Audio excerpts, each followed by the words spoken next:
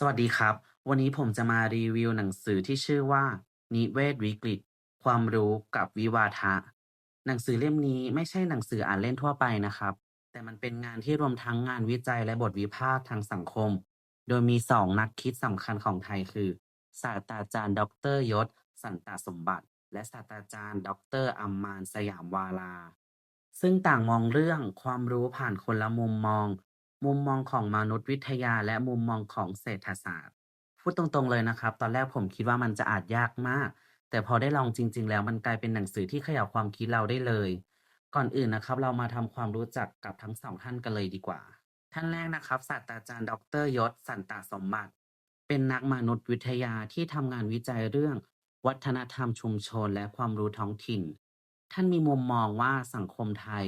ต้องฟังเสียงของชุมชน ไม่ใช่แค่ฟังเสียงของวิชาการหรือรัฐเท่านั้น ส่วนอีกท่านคือศาสตราจารย์ดอกเตอรอัมมานสยามวาลา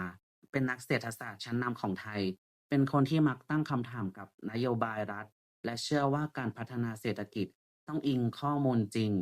ในหนังสือเล่มนี้อัมมานมองว่าความรู้ในแง่ระบบเศรษฐกิจและอำนาจเชิงนโยบายฟังดูต่างกันมากใช่ไหมครับ แต่ทั้งคู่กลับมาตั้งคำถามรวมกันว่าจริงๆแล้วความรู้ที่เรายึดถืออยู่ทุกวันนี้มันเป็นกลางจริงไหมชื่อหนังสือว่านิเวศวิกฤตซึ่งหมายถึงโลกที่กำลังอยู่ในภาวะเปลี่ยนแปลงอย่างรุนแรงทางด้านสิ่งแวดล้อมเศรษฐกิจการเมืองและความคิดของผู้คนส่วนคำว่าความรู้กับวิวาทะหมายถึงการโต้เถียงต่อรองของความรู้หลายแบบ หนังสือเล่มนี้เลยพยายามชี้ให้เห็นว่า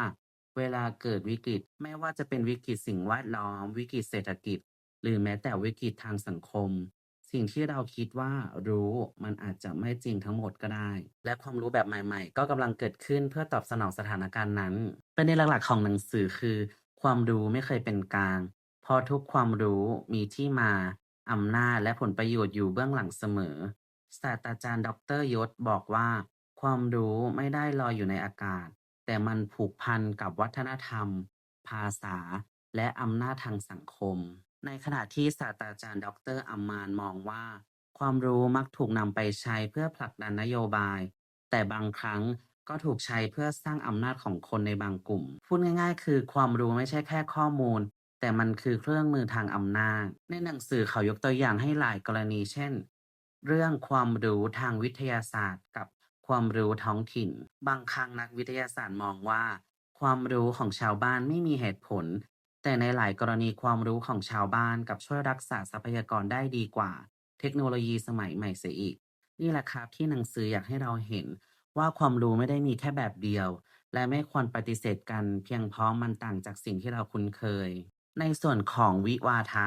หนังสือพูดถึงการปะทะกันของแนวคิดระหว่างวิทยาศาสตร์แบบตะวันตกที่เชื่อในเหตุผลความจริงเดียวกับมนุษยวิทยาแนวใหม่ที่มองว่าความจริงมีหลายมิติยศสันตสมบัติจึงนำเสนอแนวคิดเรื่อง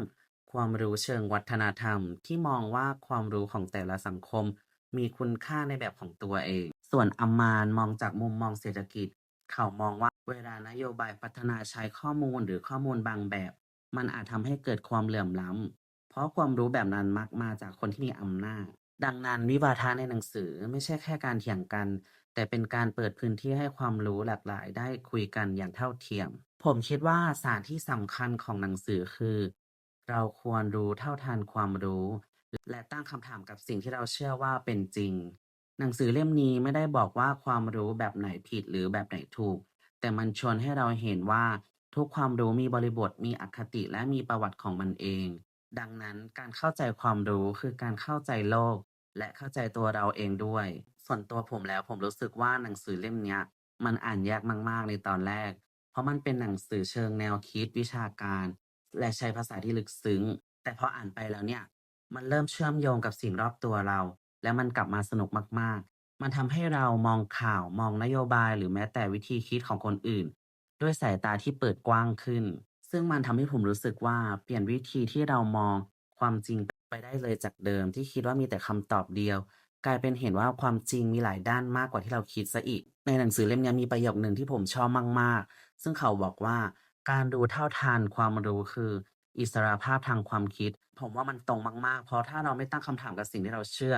เราก็อาจจะติดอยู่ในกรอบของความรู้แบบเดิมๆตลอดไปก็ได้ โดยสรุปนะครับหนังสือวิเวทวิกฤตความรู้กับวิวาทะเป็นหนังสือที่อ่านแล้วอาจจะไม่สบายแต่ให้อิสระทางความคิดแบบลึกซึ้งเหมาะกับคนที่ชอบตั้งคำถามกับตัวเองและอยากให้เข้าใจความสัมพันธ์ระหว่างความรู้อำนาจและสังคมถ้าใครอยากขยายมุมมองของตัวเองนะครับผมแนะนำให้อ่านเล่มนี้เลยแล้วคุณล่ะคิดว่าความรู้ในโลกนี้มีความจริงเดียวหรือเปล่าฝากไว้ให้ได้คิดด้วยนะครับ